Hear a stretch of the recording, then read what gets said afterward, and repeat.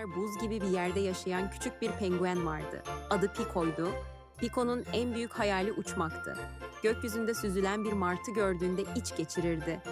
Keşke ben de uçabilsem. Bir gün martıya sordu, "Bana uçmayı öğretir misin?" Martı nazikçe cevap verdi. "Penguenler uçamaz ama senin başka bir yeteneğin var."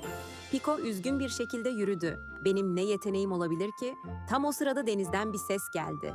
Küçük bir balık buzların arasında sıkışmıştı. Martı yukarıdan baktı ama yardım edemedi. Pico durdu. "Ben deneyebilirim." Hemen suya atladı. Yüzmeye başladı ve birden fark etti. O çok hızlı yüzüyordu. Balığa ulaştı ve onu kurtardı. Balık sevinçle dedi, "Sen harikasın." Martı gülümseyerek konuştu. "Gördün mü? Sen uçamazsın ama suda uçuyorsun." Pico artık üzgün değildi. Demek ki herkesin farklı bir gücü varmış.